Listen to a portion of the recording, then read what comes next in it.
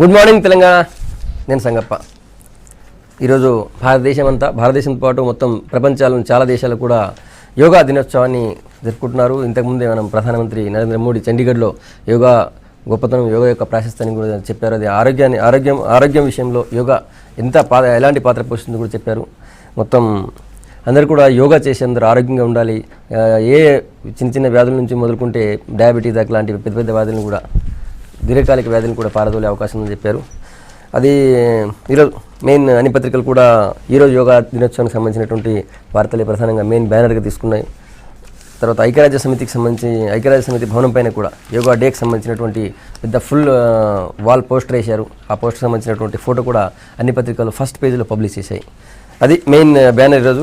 ఇక నెక్స్ట్ న్యూస్లోకి వెళ్దాం. వేరే న్యూస్ చూసినట్టయితే నిన్న కొత్త జిల్లాలకు సంబంధించినటువంటి ఎక్సర్సైజ్ నిన్న ఈరోజు 2 రోజులు చాలా సీరియస్గా కలెక్టర్లు సిఎస్ నిర్వహిస్తున్నారు.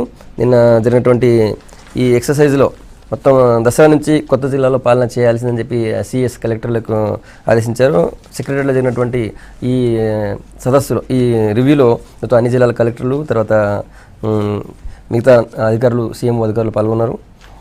భవనాలు, తర్వాత మౌలిక వసతులు, ఉద్యోగులు, జిల్లాల కార్యాలయానికి సంబంధించిన విభజన వీటన్నిటిపైన కూడా దీన్ని చర్చించారు. దానికి సంబంధించినటువంటి పూర్తి నివేదికను సీఎంకు సమర్పించిన తర్వాత దాన్ని ఫైనల్గా ఏ జిల్లాలు వస్తాయని ప్రకటిస్తారు. కొత్తగా అయితే 16 జిల్లాలు వచ్చే అవకాశం ఉందని చెప్పి తెలుస్తుంది. ఇప్పుడున్నటువంటి జిల్లాలతో పాటు 16 జిల్లాలు అంటే 26 జిల్లాలు టోటల్గా రాష్ట్రంలో ఉండబోతున్నాయి. అది మెయిన్ బ్యానర్గా ఉన్నటువంటి వార్త.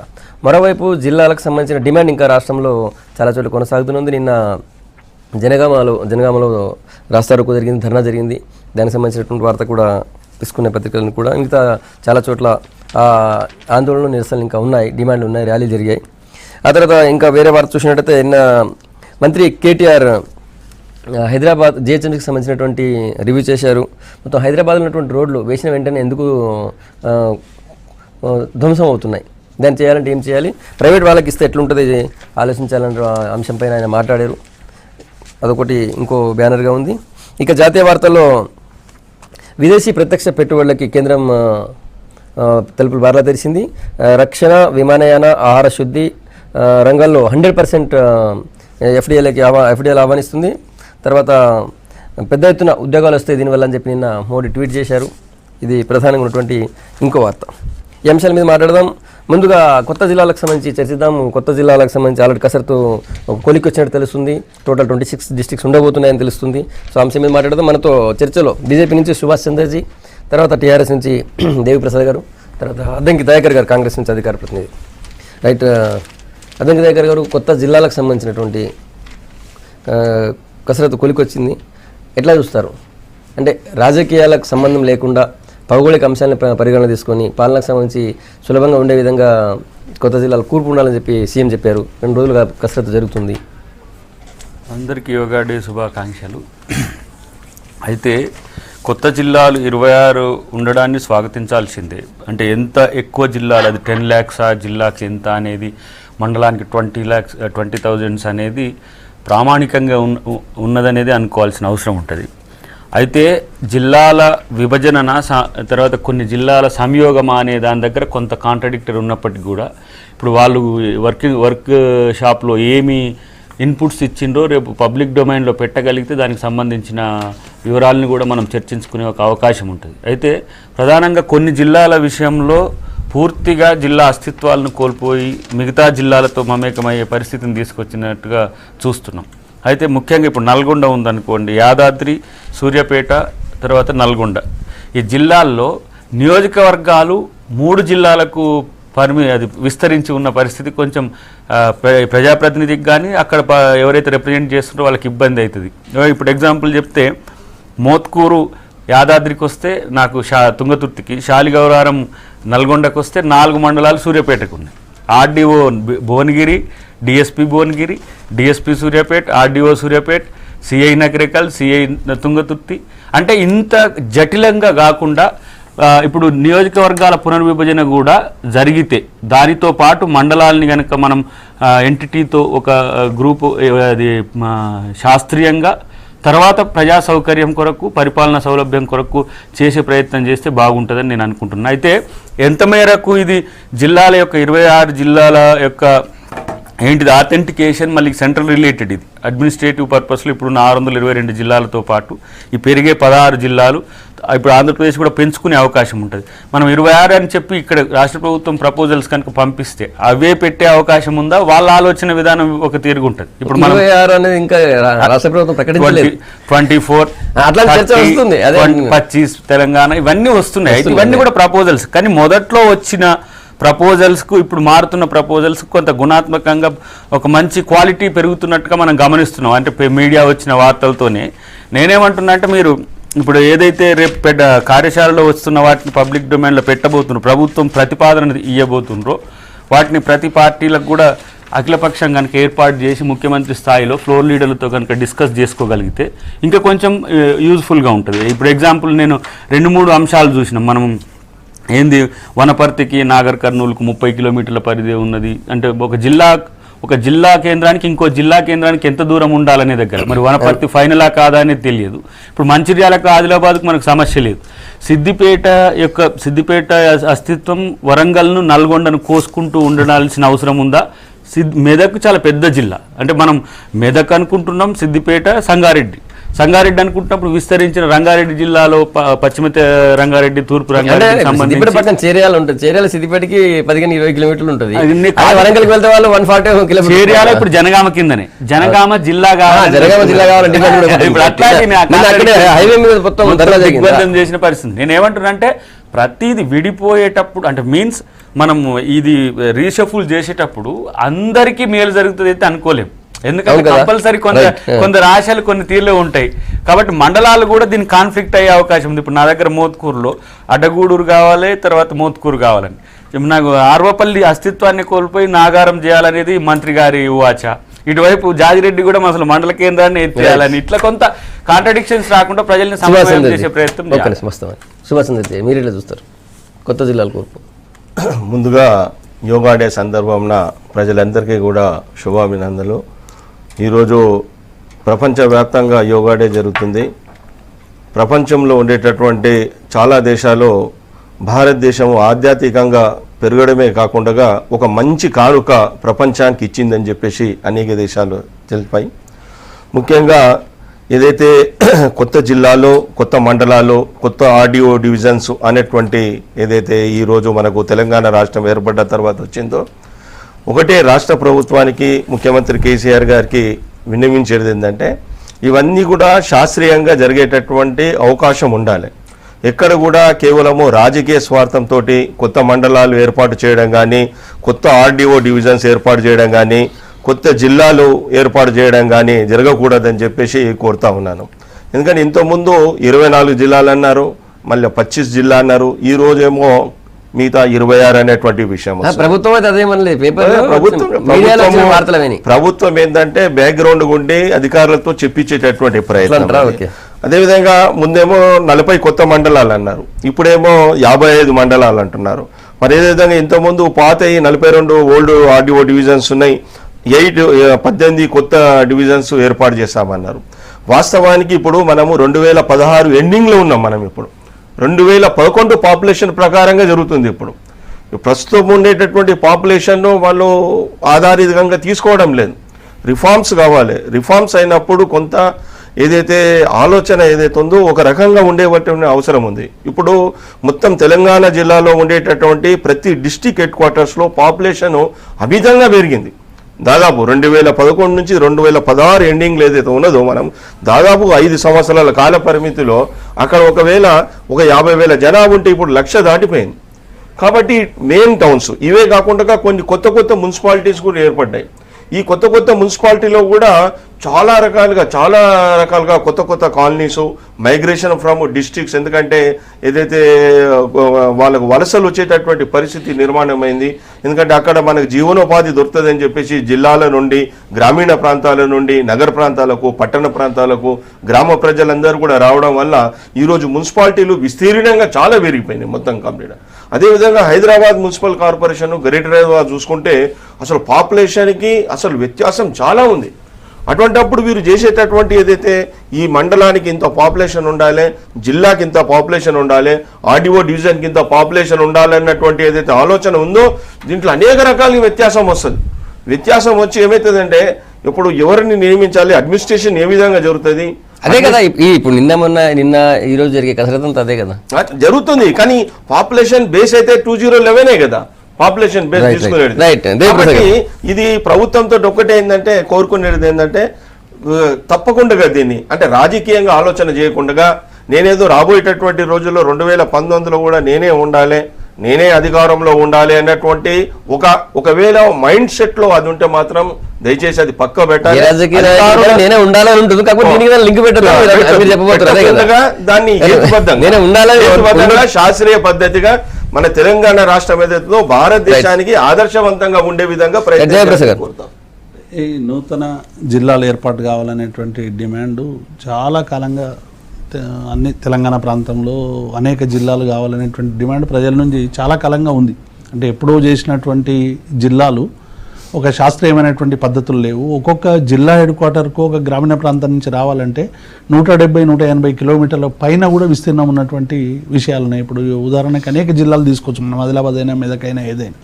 కాబట్టి ఇటువంటి సందర్భంలో పరిపాలన వికేంద్రీకరణ జరగాలి, ప్రజల ముంగటికి పరిపాలన పోవాలనేటువంటి ఒక భాగంగా ప్రజల డిమాండ్ను దృష్టిలో పెట్టుకొని జిల్లాల పునర్వ్యవస్థీకరణ చేయాలి. అలాగే ఈ సంక్షేమ పథకాలు కేంద్రం నుంచి వచ్చేటువంటి సంక్షేమ పథకాలు కూడా జిల్లాల యూనిట్గా ప్రకటించేటువంటి సంక్షేమ పథకాలని కూడా వీలైనంత మేరకు కేంద్రం నుంచి ఆ సంక్షేమ పథకాలకు సంబంధించినటువంటి ప్రయోజనాలు తీసుకోవాలనేటువంటి ఉద్దేశంతో ఇవాళ ప్రజలకు అనువుగా ఉండాలనేటువంటి కసరత్తులో భాగంగా జిల్లాలు అవి 24 జిల్లాల 25 జిల్లాల 26 జిల్లాలకు సంబంధించి కూడా ఇవాళ రాజకీయాలకు అతీతంగా మొదటి నుంచి కూడా ముఖ్యమంత్రి గారు కలెక్టర్లకి మీరు పరిపాలన ఇది ఎందుకంటే పరిపాలనా వికేంద్రీకరణ కోసం చేస్తూ ఉన్నాం జిల్లాలు కాబట్టి కలెక్టర్లని ఫీడ్బ్యాక్ తీసుకొని ఏ ప్రాంతం ఏ జిల్లాలో మనం ఈ ఒక జిల్లాలో ఎన్ని జిల్లాలు మనం చేయాల్సినటువంటి అవసరం ఉంటుంది అనేటువంటిది కూడా ఒక క్రైటీరియా పెట్టుకోవడం కూడా జరిగింది. 60 నుంచి ఇప్పుడు 70 కిలోమీటర్ల రేడియస్లో ఉండాలనేటువంటిది ఒకటి. అలాగే మండలాలు కూడా ఎప్పుడో ఎన్టీ రామారావు గారు 85 ఆ ప్రాంతంలో చేసినటువంటి మండలాల వ్యవస్థ ఇవాళ మండలాల్లో కూడా చాలా అర్బన్ ఒక రామగుండం ఒక మనం హైదరాబాద్ తీసుకుంటే మొత్తం 80 లక్షల జనాభా ఉంటే మనకు చాలా తక్కువ ఇక్కడ మండలాలు ఉన్నటువంటి అవకాశం కలెక్టర్ ఒక్కడే. కాబట్టి దీన్ని ఒక వికేంద్రీకరణ చేసినటువంటి ప్రజలకు సరైనటువంటి సంక్షేమ పథకాలు అంతాయి ప్రజలకు ఉపయోగకరంగా ఉంటుందనేటువంటి పద్ధతిలో కలెక్టర్లే మీరు కింది స్థాయిలో ఫీడ్బ్యాక్ తీసుకొని ఒక నమూనా రూపొందించండి.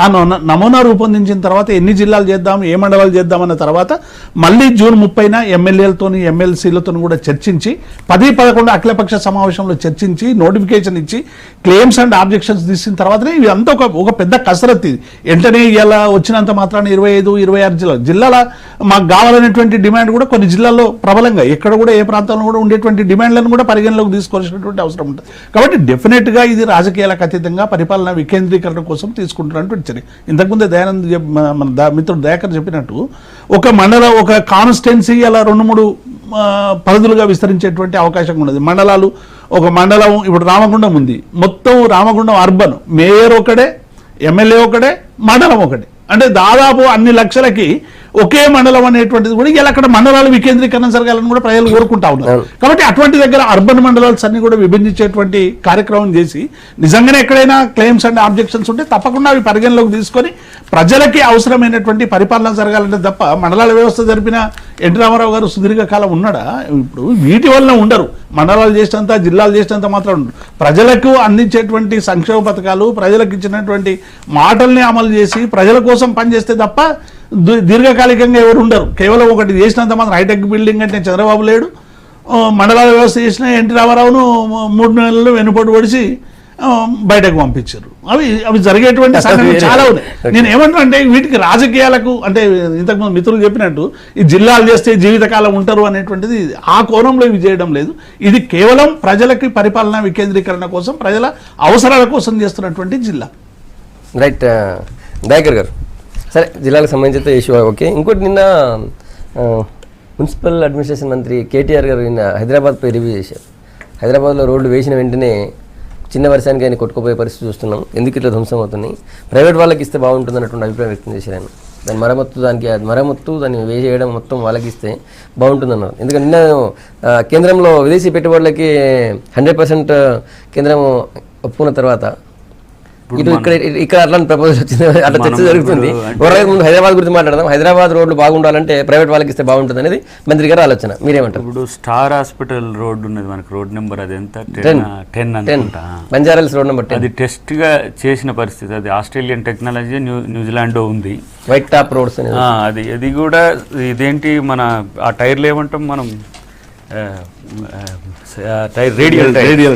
రేడియల్ టైర్స్కి అనుకూలంగా హైదరాబాద్లో ఉండే రోడ్లను వేయాల్సిన అవసరం ఇప్పుడు వచ్చింది. ఎందుకంటే మొత్తం నీకు డీలక్స్ అండ్ లగ్జరీ కార్స్ అంతా కూడా హైదరాబాద్ రోడ్ల మీద ఉండడం చూస్తున్నాం. అయితే ప్రైవేట్ ఏజెన్సీలు ప్రభుత్వం బాధ్యతల నుంచి తప్పించుకుంటే లాభాపేక్షనే పెరుగుతుంది, ప్రజా ప్రయోజనం అభివృద్ధి అనేది తగ్గుతుంది అనేది ఒక చర్చ ఉన్నది. దాని మీద ఆలోచించుకుంటే మంచిది. ఒకటి పూర్తి స్థాయిలో రోడ్ల మెయింటెనెన్స్ అనేది జిహెచ్ఎంసీ అనేది ఒక విస్తృతమైన సంస్థ, దానికి ఒక 5,000 కోట్ల బడ్జెట్ ఉన్న పరిస్థితి ఉన్నది. అంటే మినీ స్టేట్ బడ్జెట్కు ఉన్నంత ఉన్నప్పుడు మనం జిహెచ్ఎంసీనే దాని కంట్రోల్లోకి తీసుకుంటే మరింత, ఇప్పుడు మనంగాకి ఇప్పుడు ఎట్లా జెన్కోను ట్రాన్స్కోను ఎట్లా మనమే ఉత్పత్తి చేసి మనమే ట్రాన్స్మిషన్ చేస్తే ప్రజలకు ఉపయోగం జరుగుతుందో, ఈ ప్రైవేట్ ఏజెన్సీలకు వచ్చే వరకు సమస్య ఏమవుతుందంటే రోడ్ కండిషన్ క్వాలిటీ కంటే కూడా లాభమే ఎక్కువ వాళ్ళు టార్గెట్ చేస్తారు. మనం ఈ టెండర్లను పెట్టినా పర్సనల్గా ఏది మొబిలైజేషన్ అడ్వాన్స్ అని లేకున్నప్పటికి కూడా ఒకవేళ కనుక ఒక మంచి ఆలోచన కొరకు చేస్తే దాని మెయింటెనెన్స్ బాధ్యత కూడా వాళ్ళకే ఇచ్చే పరిస్థితి. ఇప్పుడు మళ్ళీ టోల్ వస్తుంది కంపల్సరీ. ఇప్పుడు ఢిల్లీలో మనము పంజాబ్ కానీ హర్యానా కానీ మీరు ఆగ్రా నుంచి పోవాలంటే డైరెక్ట్గా ఇక్కడి నుంచి ఎక్కితే 1 అవర్లో మీరు అవతలికి దిగే ఒక అవకాశం ఉంది. అయితే స్కై స్కాపర్ల కొరకు ఈ రోడ్ వైడ్ ఏమంటారు దాన్ని కొంత ఈ ఏమంటారు వాటిని రింగ్ రోడ్ లెక్క చేసే ఒక అవకాశం ఉన్నందుకే మంత్రి ఈ రకంగా ప్రయత్నం చేసిండు అనుకుంటా. వాటి మెయింటెనెన్స్ మామూలుగా ఉండదు, వెసులుబాటు ఉంటుంది, ఖర్చు ఉంటుంది, దానికి టోల్ కూడా ఉండే అవకాశం ఉంటుందని నాకు అభిప్రాయం. అది ఉంటే కూడా నష్టం లేదు, కానీ ట్రాఫిక్ బ్యారియర్స్ లేకుండా చేసే ప్రయత్నం చేయాలి. ప్రైవేట్ ఏజెన్సీలను అంటే ఇప్పుడు నేను అనుకుంటున్న ఎఫ్డిఐల రూపంలో వేరే దేశాల ఇంజనీర్లు ఇక్కడికి వచ్చే అవకాశం ఉంది. ఇప్పుడు మనం ఇక్కడ చూస్తున్నాం, కేబీఆర్ పార్క్ దగ్గర వేయబోతున్న ఈ స్కై స్కాపర్ ఏదైతే ఉందో అది అంతర్జాతీయ ప్రమాణాలతో రాబోతుంది అనేది మనం వింటున్నాం. ఎందుకు? మెట్రో ఉంది.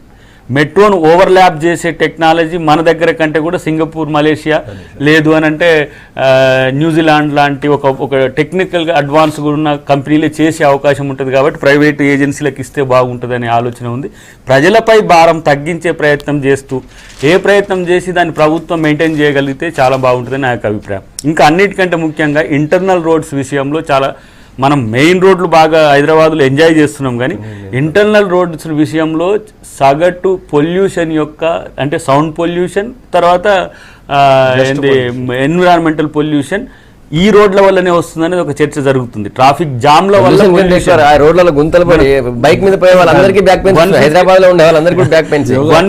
150 డెసిబుల్ రేట్ ఉంది ఎక్కడ మీకు పంజాగుట్ట నుంచి పారడైజ్ కాడికి. అంటే ఇక ఆ రోడ్లో అప్పుడు పోయేటోని దాని సొద ఇనలేక సావాల్సిన, అంటే ట్రాఫిక్ మూవ్ అయితేనేమో ఇరిటేషన్, డయాబెటిక్, బీపీ, షుగర్లు వచ్చేవి కూడా వీటి వల్లనే. కాబట్టి ఇది ఆలోచన మంచిదే. ప్రైవేట్ ఏజెన్సీలు అన్నప్పుడు మాత్రం కంపల్సరీ మెయింటెనెన్స్ బాధ్యత, క్వాలిటీ బాధ్యత పూర్తిగా వాళ్ళకి ఇచ్చే ప్రయత్నం చేస్తే మరింత బాగుంటుంది. కానీ తప్పుకోకుంటే మంచిది ప్రభుత్వం, నా ఉద్దేశం అయితే. శివసుందర్జీ మీరేమనుకుంటారు? అది ఇప్పుడు కేటీఆర్ గారు మున్సిపల్ మినిస్టర్ బాధ్యతలు చేపట్టిన తర్వాత వాస్తవానికి ఈ సివిక్ కమ్యూనిటీస్ మీద వారు కాన్సన్ట్రేషన్ చేస్తలేరనేటువంటి విషయము స్పష్టంగా కనబడుతుంది. చేస్తలేరు.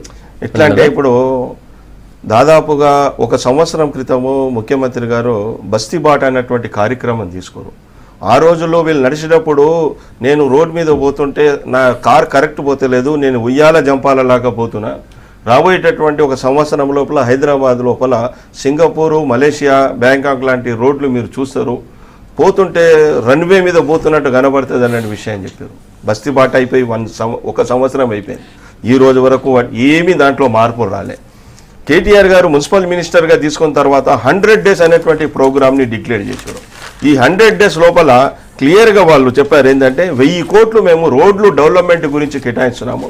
ఆ రోడ్లన్నీ కూడా డెవలప్మెంట్ చేసి మన యొక్క హైదరాబాద్ నగరంలో ట్రాఫిక్ జామ్ కాకుండా రోడ్లు ఏవైతే గుంతలమయంగా ఏదైతుందో ఈరోజు దాన్ని పూర్తిగా మంచి చేశామనే విషయం చెప్పారు. రెండవది. మూడవది, దాంట్లోనే ఏం చేశారు, సెంట్రల్ R&Bకి సంబంధించినటువంటి దాదాపుగా 200 పైన ఉండేటటువంటి రోడ్స్ అన్ని కూడా మేము మున్సిపల్ కార్పొరేషన్లో మెర్జ్ చేసుకుంటున్నాము, ఇవన్నీ కూడా మేము చేస్తాం అనేటువంటి విషయం చెప్పారు. మరి ఎప్పటికప్పుడు సమీక్ష అని చెప్పేస్తున్నారు. సమీక్ష అని చెప్పిన తర్వాత దానికి ఇంప్లిమెంటేషన్ లేదు, దాని కాన్సన్ట్రేషన్ ఏ విధంగా చేయాలి, ఏం చేయాలనే ఆలోచన లేకుండా ఈరోజు గుంతలు పడ్డాయి కాబట్టి మేము ఏజెన్సీలకు ఇస్తామన్నట్టు కాదు. ఆల్రెడీ మున్సిపల్ కార్పొరేషన్లో దాంట్లో యాక్ట్లో ఉంది, ఏదైతే మనం ఒకసారి రోడ్డు టెండర్ వేసిన తర్వాత రోడ్ ఎవరైతే వేస్తారో మెయింటెనెన్స్ చేసేటటువంటి బాధ్యత ఇవ్వాలని చెప్పి కేసీఆర్ గారే స్వయంగా చెప్పారు. మరి అది వదిలిపెట్టి ఎప్పటికప్పుడు ఏమవుతుందంటే ఈ రాష్ట్ర ప్రభుత్వంలో ఈ ప్రజల యొక్క ఏదైతే ఆలోచన విధానాన్ని మార్పు చేయాలి, ఏదో రకంగా మనం జిమిక్స్ చేయాలన్నటువంటి ఆలోచన తప్ప నిజంగా కూడా నిర్దిష్టమైనటువంటి ఒక ప్రణాళికతోటి హైదరాబాద్ నగరాన్ని మనం రాబోయేటటువంటి రోజుల్లో మనం ప్రపంచవ్యాప్తంగా దేశంలో #1 సిటీగా పెడదామన్నటువంటిది ముఖ్యంగా. ఒకటి నిమిషం, ఇప్పుడు దాదాపు హైదరాబాద్ సిటీలో కనెక్టెడ్ ఏదైతే ఉన్నాయో ఇప్పుడు నేషనల్ హైవే రోడ్స్ కనెక్టెడ్ ఉన్నాయి హైదరాబాద్ సిటీ, R&D రోడ్స్ ఉన్నాయి, ఇంతకుముందు దయాకర్ గారు చెప్పినట్టుగా స్లిప్ రోడ్స్ ఉన్నాయి, బస్తీ రోడ్స్, కాలనీ రోడ్స్ అయితే అధ్వానంగా ఉన్నాయి. బస్తీ రోడ్స్ అయితే చెప్పకూడదు. దాని తర్వాత అవన్నీ ప్రైవేట్ ఏజెన్సీకి ఇస్తే బాగా అవన్నీ కూడా ఇప్పుడు ప్రైవేట్ ఏజెన్సీకి ఇస్తారు కరెక్టే, టెండర్స్ విధానం ఉన్నది, దాంట్లో చూసేటటువంటి ఇంజనీరింగ్ విభాగం బాగుండాలి, ఇంజనీర్ తర్వాత తప్పకుండా మెయింటైన్ చేస్తే దానికి అవుతుంది. ఇప్పుడు హైదరాబాద్ నగరంలో దాదాపు 9,000 నుంచి 10,000 కిలోమీటర్లకు సంబంధించినటువంటి రోడ్లు ఉన్నాయి. ప్రతి ఇయర్ కూడా అది R&B అయినా లేకుంటే మున్సిపాలిటీ అయినా 400 నుంచి 500 కోట్ల రూపాయలు మనం మెయింటెనెన్స్ కోసం ఖర్చు పెడతాం. పెట్టినప్పటికీ కూడా రోడ్ల పరిస్థితి మనం కేటీఆర్ గారు నిన్న చెప్పినా మనం రోజు అనుభవిస్తున్న హైదరాబాద్లో రోడ్లు సరైనటువంటి పద్ధతిలో మెకానికల్గా ఇవి ప్రభుత్వం టెండర్లు పెట్టి చేస్తున్నప్పటికీ కూడా అవి బాగుపడేటువంటి పరిస్థితి కనబడుతుంది. కాబట్టి ఈ కొత్త ఆలోచన ఏంటంటే ఒకవేళ ఈ రోడ్డు మెయింటెనెన్స్ను కూడా అంటే ఇప్పుడు కాంట్రాక్ట్ ఇప్పుడున్నటువంటి కాంట్రాక్ట్ సిస్టంలో ఆయన వేసిన తర్వాత మెయింటెనెన్స్ ఆయనకు ఉండదు. అంటే మనకు ఉండేటువంటి K2LS అగ్రిమెంట్లు అన్నీ ఉంటాయి. అందులో ఏమైపోతుందంటే వాడు పని చేసిన తర్వాత సాటిస్ఫై వర్క్ చేసిన సర్టిఫికేట్ ఇచ్చేస్తే ఆయనకు బిల్లు పేమెంట్ అయిపోతుంది. కానీ ఇప్పుడు మన ORR కానీ లేకుంటే మన బైపాస్ రోడ్లు కానీ ఇప్పుడు వస్తున్నటువంటి న్యూ టెక్నాలజీలో ఆయన ఎవరైతే రోడ్ వేస్తారో ఆ రోడ్ ఆయనకే ఒక 5 years నుంచి అగ్రిమెంట్ ఉంటుంది. ఇది వరల్డ్ బ్యాంకు తీసుకొచ్చిన అగ్రిమెంట్. ఎందుకంటే ఈ రోడ్లు వేస్తున్నారు, పోతున్నారు, కొట్టుకుపోతా ఉన్నాయి. దీన్ని నాణ్యత చేయాలంటే బాధ్యత కూడా వాళ్ళకే ఇవ్వాలనేటువంటిది ఒక కొత్త సిస్టాన్ని ఇలా నేషనల్ హైవే సిస్టంలో ఇంట్రడ్యూస్ చేసిన తర్వాత మన దగ్గర కూడా వచ్చింది. కాబట్టి ఇలా ORR అయినా మీరు బైపాస్ రోడ్ అయినా చూడండి, ఎక్కడ గుంతలు పడ్డ తర్వాత వెంటనే ఆ కాంట్రాక్టర్కి ఇస్తారు. ఆయన వర్క్లో 10 to 15% పట్టుకొని ఆ 5 years తర్వాత రిలీజ్ చేస్తారు.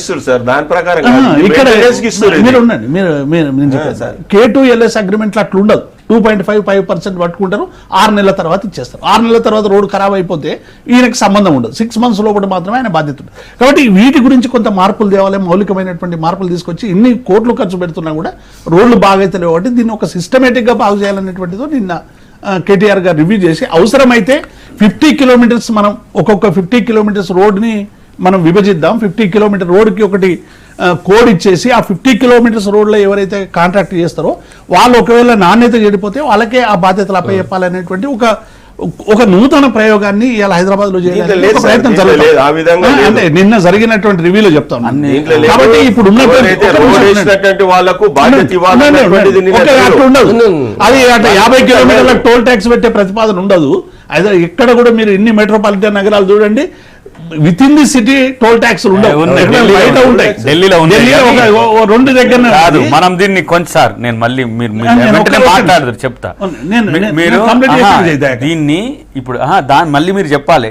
ఇప్పుడు ఈ ప్లాన్ ఏదైతే వేస్తున్నారు ప్రైవేట్ ఏజెన్సీలకు అనేది వేస్తున్నారు కదా, ఇప్పుడు ఒకటి అవుటర్ అనే ఒక ప్రపోజల్ మనం వింటున్నాం, కేటీఆర్ నోటనే వింటున్నాం. దీంతో పాటు ఒక అష్టభుజినో లేకపోతే చతుర్భుజినో యువతల నుంచి అవతలికి పోయి మధ్యన డ్రాప్ అయ్యే ఒక అవకాశం కలిగి ఇప్పుడు మనం PV ఎక్స్ప్రెస్ వే ఎక్కుతాం. మీరు ఎయిర్పోర్ట్కి పోవాలంటే 12 నిమిషాల్లో మనం ఇక్కడ మెహదీపట్నం ఎక్కితే అక్కడ దిగే అవకాశం ఉంది. గంట అయినా కూడా మీరు మెహదీపట్నం. కాబట్టి ఇలాంటివి నేను స్కై స్కాపర్ల విషయంలో ఒక లాంగ్ నేను ఎగ్జాంపుల్ నేను చెప్తున్నా. LB నగర్ కాంచి మొదలైతే మీకు లంగర్ హౌస్ కాడ దిగే ఒక రోడ్డు ఉండాలి. ఇక్కడ నుంచి ఏది ఇప్పుడు ఈ ప్రపోజల్స్ చేసిన తర్వాత మీరు ప్రైవేట్ ఏజెన్సీలు పెడితే దానికి 20 రూపీస్ ఢిల్లీలో. ఇది ప్రైవేట్ ఏజెన్సీలు పెట్టి అప్పుడే డబ్బులు కలెక్ట్ చేసి 20 రూపీస్ ఆలోచన కాదు. మనం దీనికి బాధ్యత పెట్టాలి రోడ్ల మీద అనేటువంటి పద్ధతి. కాంట్రాక్టర్లు ఒక్క నిమిషం ఒక్క నిమిషం కాంట్రాక్టర్లు సీసీ రోడ్లు పోసిన వాళ్ళు, తర్వాత ఈ పైప్ లైన్ల కొరకు తీసేటోళ్ళు, వాడు అది తీసి గుంత తీసి పోతే పట్టించుకునే ఇప్పుడు పాటిగడ్డకు మంచిగా కష్టపడి రోడ్డు వేయించుకున్నాం. రోడ్డు వేయించుకుంటే మధ్యన వచ్చేసి డిపార్ట్మెంట్ల మధ్య కోఆర్డినేషన్ లేకపోవడం వల్ల కూడా ఇప్పుడు ఆర్ఎండ్బి రోడ్డు తవ్వితే ఎలక్ట్రిఫికేషన్ ఆయనకు అసలు ఇన్ఫర్మేషన్ ఉండదు. ఆడికెళ్ళి రిలయన్స్ సంస్థ వాడే దగ్గర పర్మిషన్ తీసుకుంటాడు, వాడు గోతులు తవ్వుతుంటాడు.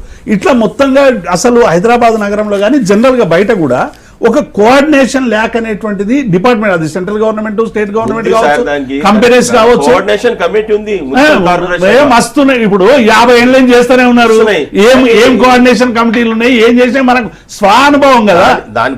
ఇప్పుడు ఆ కోఆర్డినేషన్ కమిటీలు ఉన్నాయి కానీ ఏవి కూడా సరైన పద్ధతిలో పని చేయకపోవడం వల్ల ఇలా గోతులు తవ్వుతా ఉన్నారు. మనం చూస్తలేము, ఆ రోజు పోతూనే ఉన్నాం. ఆర్ఎండ్బి రోడ్ తవ్వుతూ ఉంటే ఎలక్ట్రిసిటీ ఆయన వచ్చి ఇంకో గోతు తవ్వుతా ఉంటాడు. కాబట్టి కోఆర్డినేషన్ మెట్రోతో పోతాయి, సగం సమస్యలు మనం యూటిలిటీ ఎక్కువ చేయడం ద్వారా పోతాయి.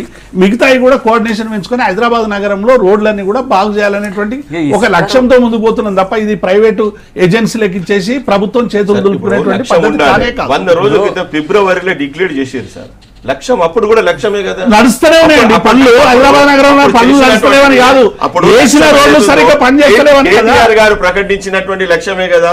అది పూర్తిగా ఎందుకు కాలేదు అంటే పూర్తిగా ఇప్పుడు దాదాపు ఫిబ్రవరి అంటే 4 నెలలు అయిపోయింది. సుభాష్ గారు రోడ్లు వేస్తూనే ఉన్నారు, మళ్ళీ గోతులు పడుతూనే ఉన్నారు. దానికే కదండి నేను చెప్పింది. అప్పుడు కూడా ప్లానింగ్ ఉండే, అప్పుడు కూడా ప్లానింగ్ చేసారు. అప్పుడు కూడా జనార్దన్ రెడ్డి గారిని, మేయర్ గారిని కూర్చునబెట్టి ప్లానింగ్ చేసి రాబోయేటటువంటి రోజుల్లో అందమైనటువంటి రోడ్లు, చెంప ఎత్తేదో నునుపుకుంటుందో అట్లాంటి రోడ్లు ఉంటాయి. గుంతలు పడాయి, గుంత కనబడితే ₹1,00,000 ఇస్తా. ఎవరన్నారు అది? మేమైతే అనలే. స్వయానా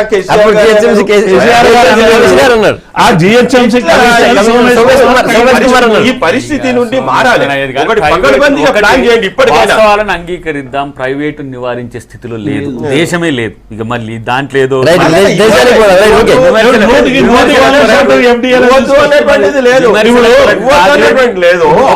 వ్యవస్థ ప్రైవేట్ ఏజెన్సీకి ఇస్తే ఇవ్వండి, ఇవ్వండి. దాని మీద నిఘా ఉండాలి, దానికి పని చేయాలి. ఆల్రెడీ టెండర్ విధానంలో మెయింటెనెన్స్ చేసే విధానం ఉంది. దయాకర్ గారు, మరి కేంద్రం నిన్న ఎఫ్డిఐలకి 100% ఎఫ్డిఐలకి భారత్ తెలిసింది కదా, దాని ఎట్లా చూస్తారు? ముఖ్యంగా ఎయిర్లైన్స్, ఫార్మా, అందులో రక్షణ ఉత్పత్తులకు సంబంధించి కూడా 100% ఓకే చెప్పింది. మరి బీజేపీ అఖిల భారతం పోయి, అఖండ భారతం పోయి అఖిల ప్రపంచం అయిపోయింది. జాతీయత అనే దానికి ఇది ఒక రకంగా గొడ్డలు పెట్టి నాకున్న అంచనా 100% ఎఫ్డిఐలకు మనం ఇస్తే మన అస్తిత్వం దీంట్లో లేదు. మనం ఈస్ట్ ఇండియా కంపెనీ నుంచి ఎదుర్కొన్న బాధలు మనకు తెలియని కావు.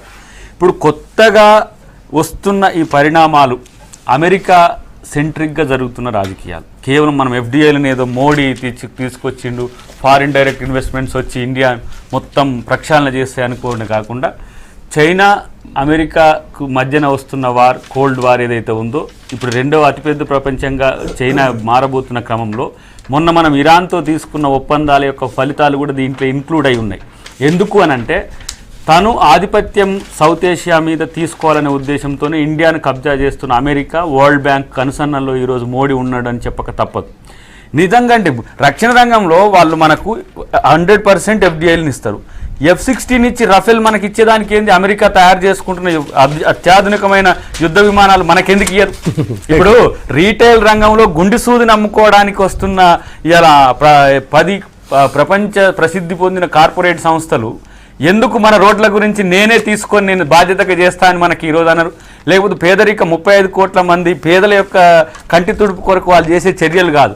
ఎక్కడ ఇన్వెస్ట్మెంట్స్ ఉంటాయో అక్కడ లాభం కొరకు వస్తున్న డేగలన్నీ ఈ సందర్భంగా నేను కంపల్సరీ చెప్పక తప్పదు.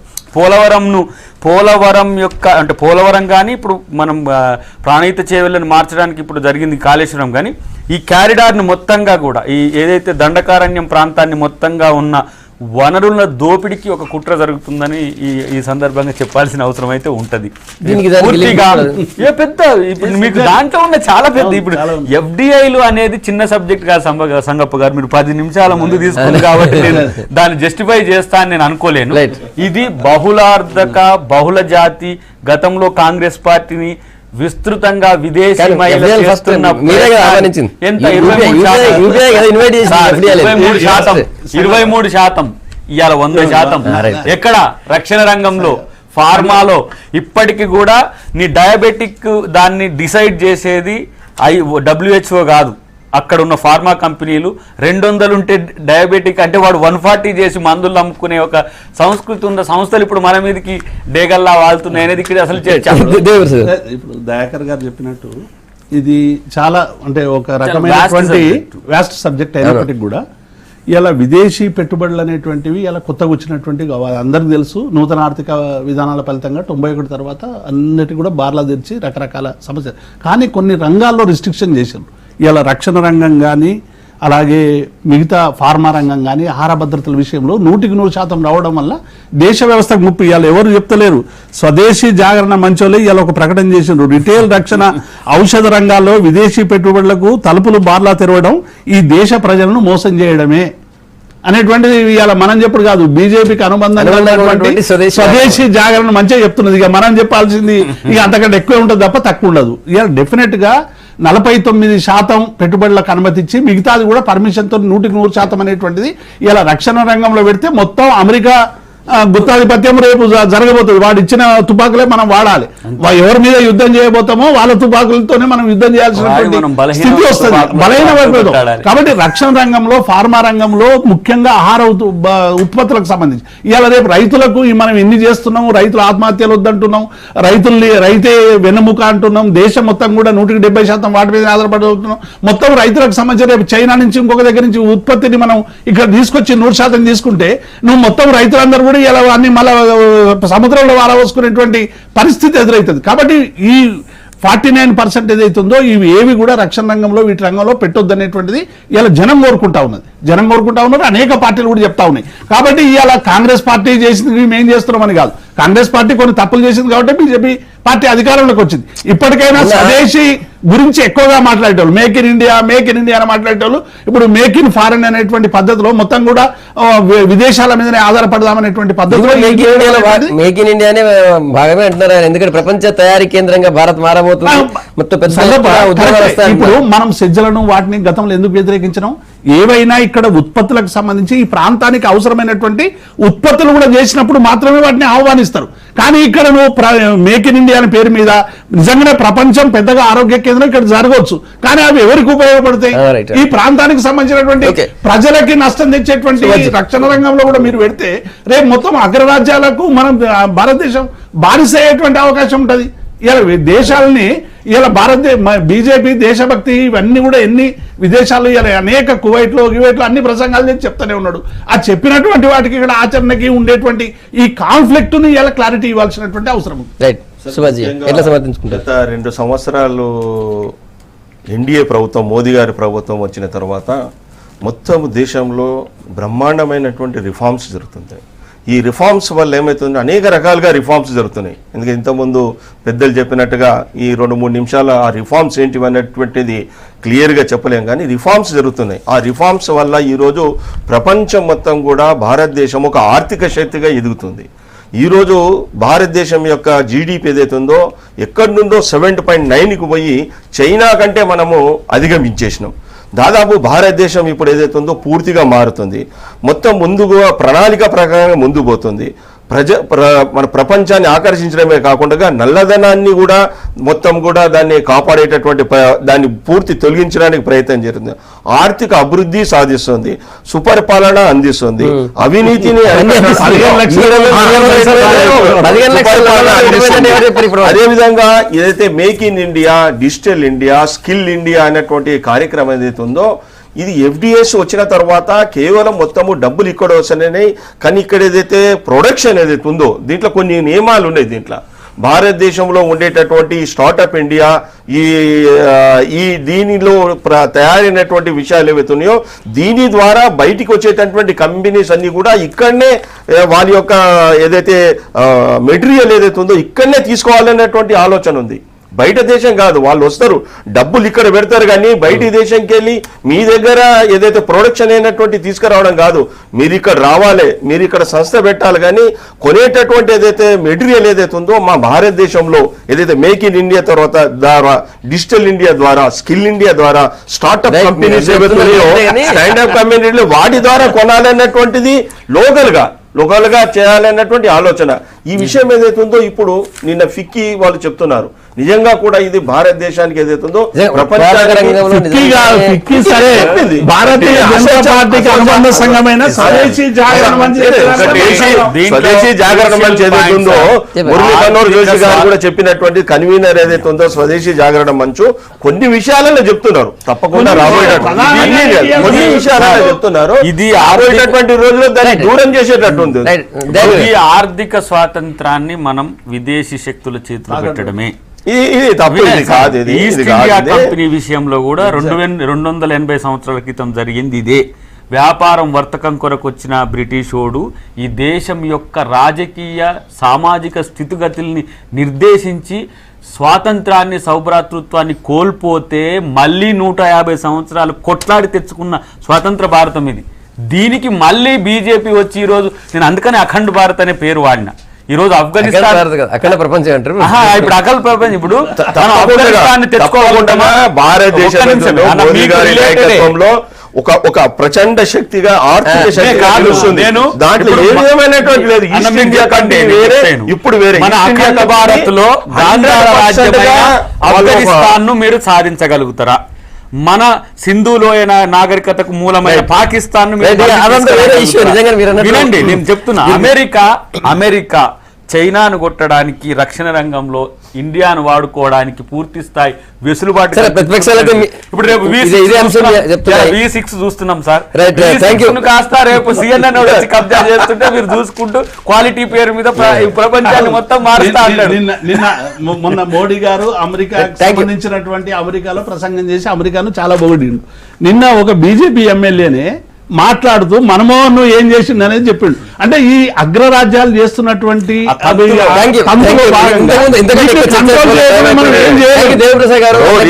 కావాలని కోరుతుంది.